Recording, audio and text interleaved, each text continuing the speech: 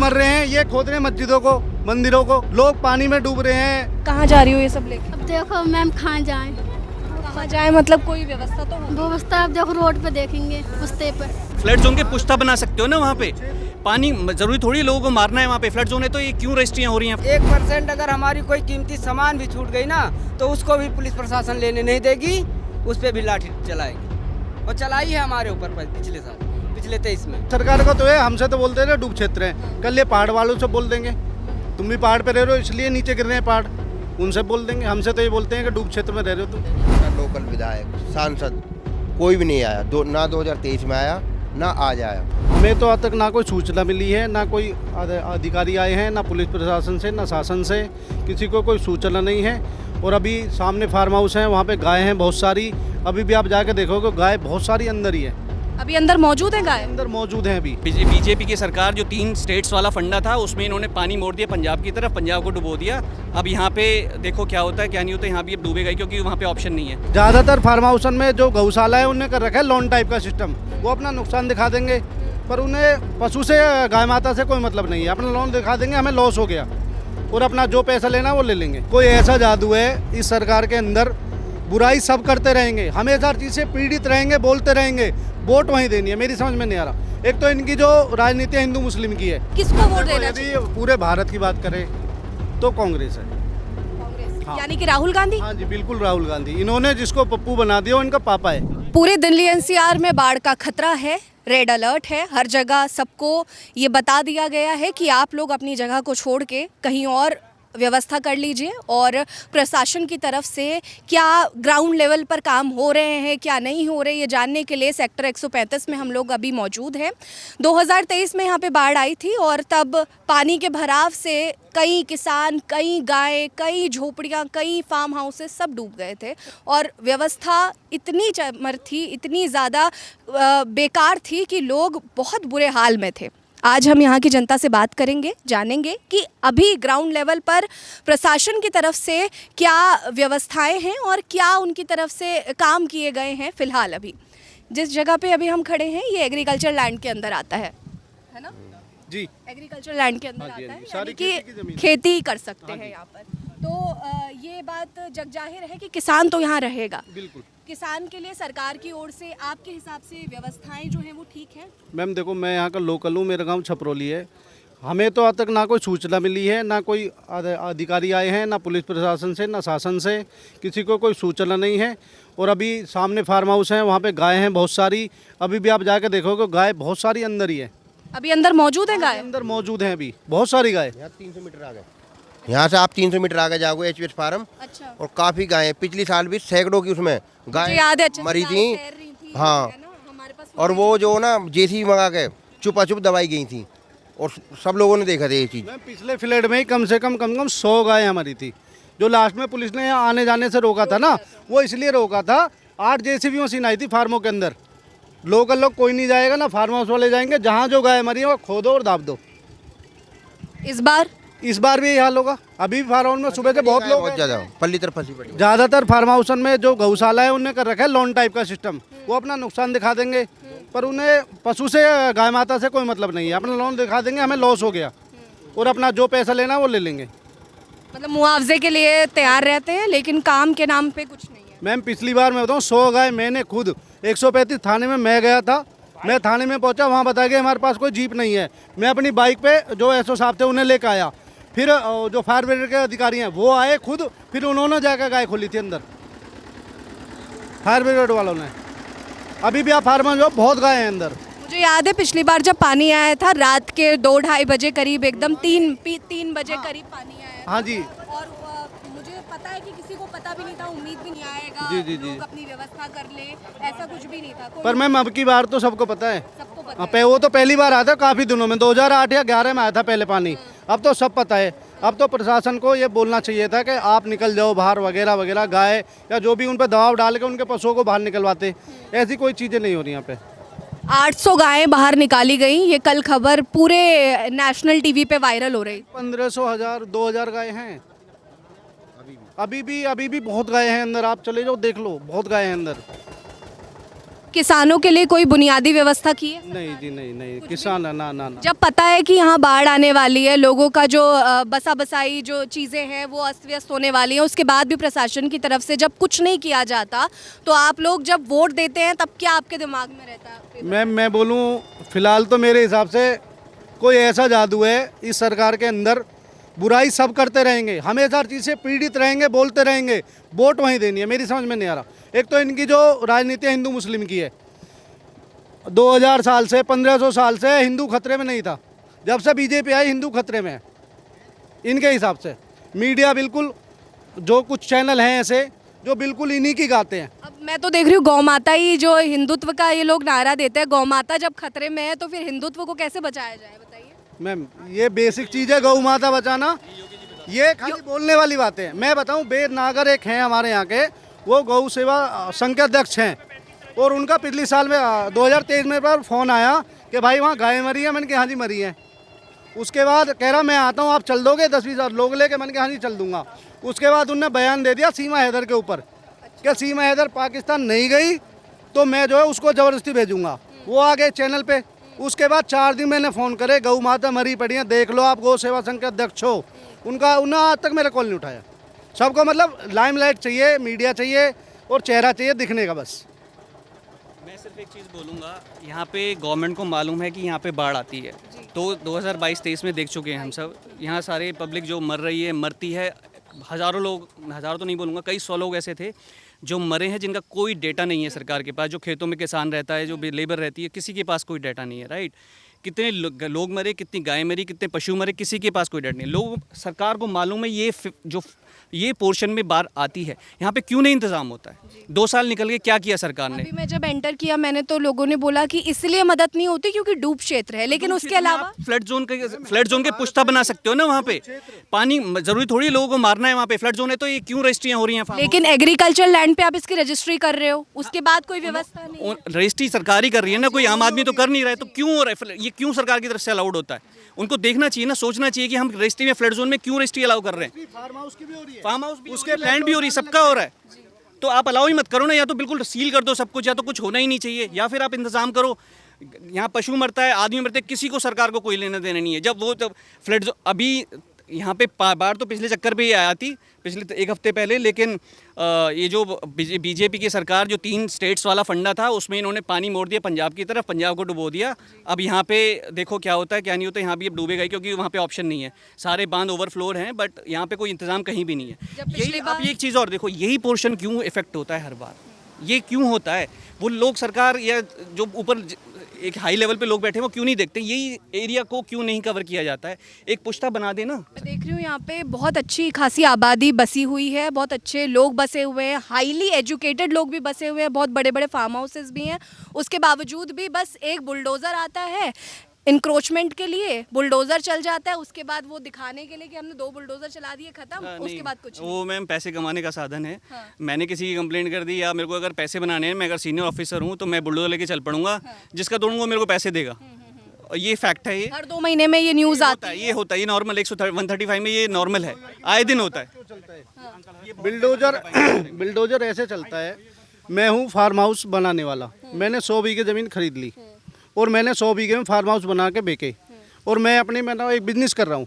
जैसे किसान ने किसी फार्म हाउस ओनर को या जो फार्म हाउस बनाना चाहता है उसने अपनी 1-2 बीघे ज़मीन बेच दी डायरेक्ट, उसको जो फार्म हाउस बनाना चाह रहा है वो उसने अपना फार्म हाउस बना लिया, तो बिल्डोजर उन पे बिल्कुल चिन्हित करके जिन्होंने सीधी किसान से ज़मीन खरीद के फार्म हाउस बना रहे हैं, और जिन्होंने इनसे ज़मीन खरीदी है फार्म हाउस वालों से, उनके पे कोई बिल्डोजर नहीं चलता। उन पे एक नोटिस चिपका होता है बस, उसके बाद कोई कार्रवाई नहीं।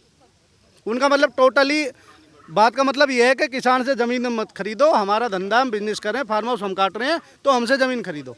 बिजली, पानी, इन सब की बुनियादी ज़रूरतें जो होती है वो मिल रहा है इधर? नहीं मैम, बिजली तो यहाँ पूरे डूब क्षेत्र में अलाउ नहीं है। नहीं जी। तो जो किसान के लिए जो डूब क्षेत्र ये बना दिया एग्रीकल्चर लैंड, वो लोग रहेंगे कैसे इधर फिर? मैम रह रहे हैं, किसान रह रहे हैं, वो कैसे? मैम सरकार का, सोलर से इंतजाम? हाँ जी, सब सोलर का है। और दूसरा सरकार का तो है, हमसे तो बोलते हैं ना डूब क्षेत्र है, कल ये पहाड़ वालों से बोल देंगे तुम भी पहाड़ पे रह रहे हो इसलिए नीचे गिर रहे हैं पहाड़, उनसे बोल देंगे। हमसे तो ये बोलते हैं कि डूब क्षेत्र में रह रहे हो तुम। जब हमारी ज़मीन डूब क्षेत्र में तो हम कहाँ जाएंगे? मैं खेती कहीं और जाके थोड़ी करूँगा जहाँ मैं रजिस्ट्री तो होती है इस लैंड? रजिस्ट्री मैम एग्रीकल्चर भी होती है, फार्म हाउस की भी होती है। टैक्स भी जाता होगा। हाँ जी, फार्म हाउस की जो रजिस्ट्री होती है वो महंगी होती है, उसके एक्स्ट्रा पैसे होते हैं। ये मतलब रजिस्ट्री तो फार्म हाउस की कर देंगे, फिर कहते हैं तुमने फार्म हाउस बनाए क्यों? वहाँ रजिस्ट्री का शुल्क आपने ले लिया वहाँ से, एग्रीकल्चर लैंड में रजिस्ट्री आपने करी नहीं, फार्म हाउस के नाम पे करी, पैसे आपने ले लिए। जब डूबेगा और कुछ होगा तो पूछेंगे आपने वहाँ खरीदी क्यों, फार्म हाउस क्यों बनाया? आप एक बात बताइए, मैं तमाम जगहों पर जाती हूँ, 2014 से मोदी गवर्नमेंट है, डबल इंजन की सरकार यूपी में चल रही है। डबल इंजन की मैं बात बताऊं, डबल इंजन कहाँ लगाया जाता है? जब एक इंजन पर हमें भरोसा नहीं है तभी तो डबल इंजन लगाएंगे। तो इन्हें पहले से ही अपनी चीज़ पर भरोसा नहीं है, डबल इंजन इसलिए बताते हैं। तो बनाने वाले तो आप ही लोग हैं। मैम बनाने वाले सरकार है, अब की बार लोग जो तरस चुके हैं, बिल्कुल इनके हर चीज़ से पीड़ित हो चुके हैं। तो वोट तो आप ही काम देते करने का तरीका, मैं कह रहा हूँ वोट तो मैम ये बहका के वो कर रहे हैं ना, हिंदू मुस्लिम लोग मर रहे हैं, ये खोद रहे हैं मस्जिदों को, मंदिरों को, लोग पानी में डूब रहे हैं। अभी नीट के एग्जाम लीक हो गए और बहुत सारी चीज़ें हुई, एसएससी का सब कुछ हुआ, टीचरों में लाठी बजाई जा रही है, छात्रों में लाठी बजाई जा रही है। बस एक फंडा है, जहाँ कुछ हो वहाँ अपना हिंदू मुस्लिम करो और वोट ले लेते हैं।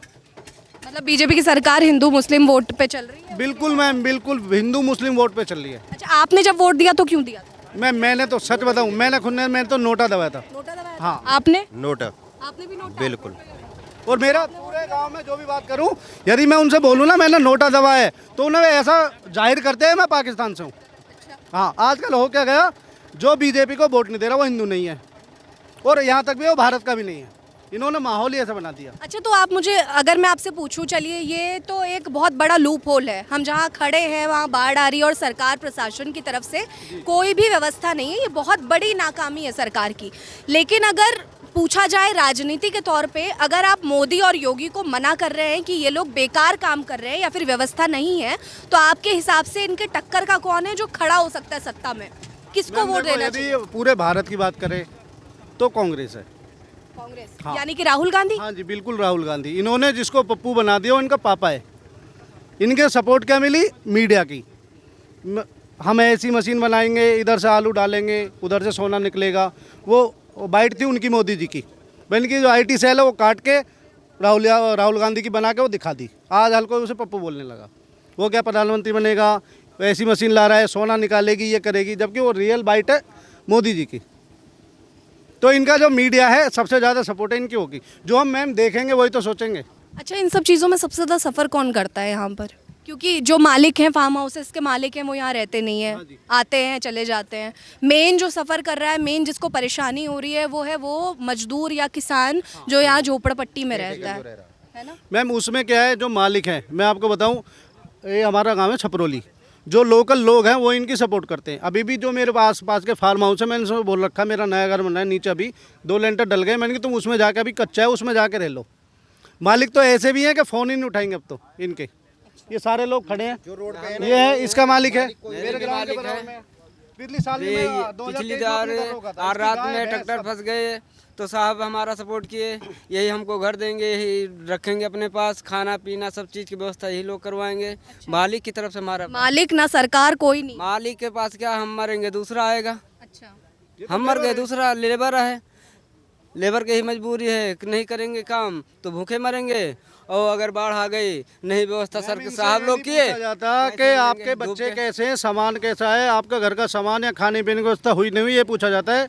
बैटरी निकल गई, सोलर निकाल दिए, मशीन बाहर खड़ी कर दी, क्या कर दिया, क्या नहीं। यहाँ से मैं भागूं, चोरी हो जाए फार्म में, तो हो सकता है मेरे ऊपर आरोप आ जाए कि आपने देखा नहीं, हो सकता है आप ही निकाल ले गए हो, तो यहाँ मरने आऊँगा मैम, नहीं आ सकता भाई, बच्चे लेके मैं भागूंगा।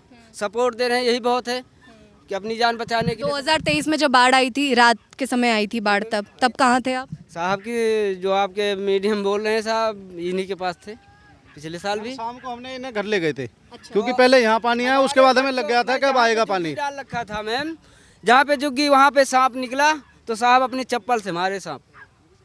उसी वक्त गाड़ी आई साहब की, लेके हमको अपने घर तुरंत गए, बीवी बच्चों को लेकर। तो सरकार की तरफ से कोई व्यवस्था नहीं थी? सरकार की तरफ से क्या था, इन्हीं जैसे एक व्यवस्था है, पुलिस आएगी, अनाउंसमेंट करेगा, आप यहाँ से बाहर निकल जाओ। मतलब सरकार की सिर्फ यही ड्यूटी है कि आप लोग को आगाह करना। ड्यूटी यही है, अगर 1% अगर हमारी कोई कीमती सामान भी छूट गई ना, तो उसको भी पुलिस प्रशासन लेने नहीं देगी, उस पर भी लाठी चलाएगी, और चलाई है हमारे ऊपर पिछले साल, पिछले 23 में।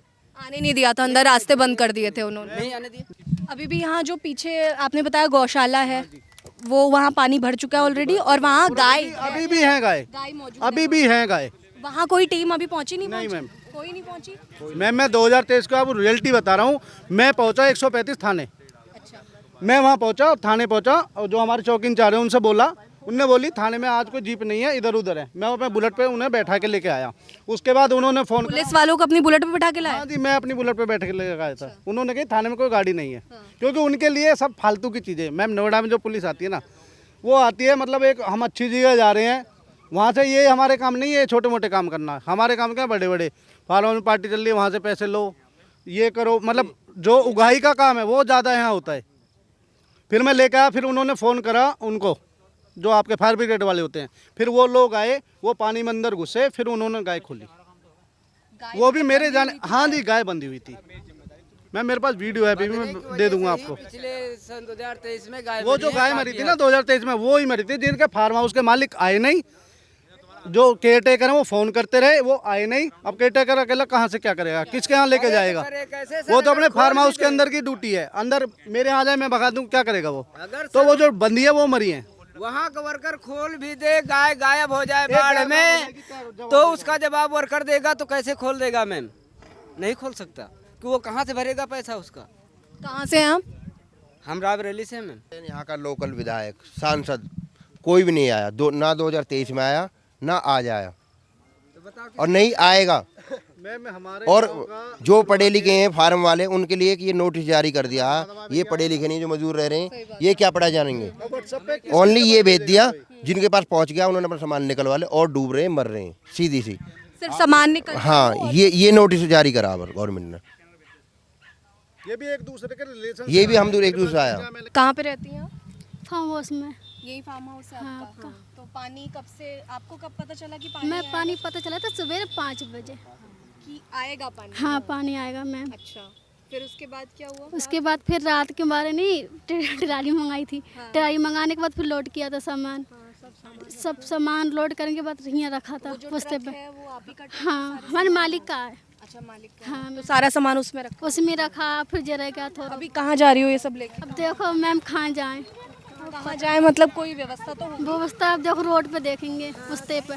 पुश्ते पे देखोगे, जो पुश्ता आगे है उस पे देखोगे। तो सरकार की तरफ से कोई आया यहाँ पे, टीम आई कोई बताने के लिए कि आप लोग हटिए यहाँ से, बाढ़? अभी कोई नहीं आई है। कोई भी नहीं आया नहीं, मदद के लिए? हाँ, कोई नहीं आई है।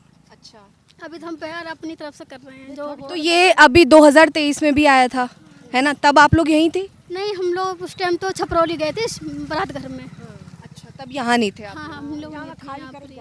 यहाँ से खाली करके गए थे? हाँ। जब बाढ़ आने वाली थी उसके बाद गए थे? नहीं, पहले चले गए। पहले चले गए हाँ, ऐसा पानी अब यहाँ आ गया है, हम पहले चले गए इससे। तो क्या पानी में सामान निकाल के ले गए, इसमें से फार्म में से। इसमें से बैटरा उटरा लेके गए थे झोपड़ी निकाल हमारी के। थी, सारी झोपड़ी चली गई। चलेगी, सारा कुछ चलेगा, सामान बहुत तरफ टाइम तो अब झोपड़ियों ना मिली। मिल गया, सवेरे से पता चल गया, तब सबको टाइम मिल गया है, प्यार टाइम मिल गया, इसलिए हम लोग रख रहे हैं सामान निकाल निकाल के। अभी फिर 5-6 जन बच्चे रह गए हैं उनके, अब वो लोग आएंगे फिर लोड करेंगे सामान, इसलिए मैम। तो जो मालिक हैं आपके, उनकी तरफ से कोई मदद या फिर कोई लोग आए यहाँ पे, फार्म के जो मालिक होंगे? नहीं, जो यहाँ के रहने वाले वो नीटू भाई आए हैं। सरकार से कोई उम्मीद, कोई व्यवस्था लग रही है कि आगे होगा कुछ? मुश्किल है अभी, हाँ अभी पता नहीं है। ज़मीन पर ना सरकार की कोई व्यवस्था, ना कोई ऐसी मुहिम जिससे कि लोगों को बचाया जा सके, किसानों की कोई मदद की जा सके।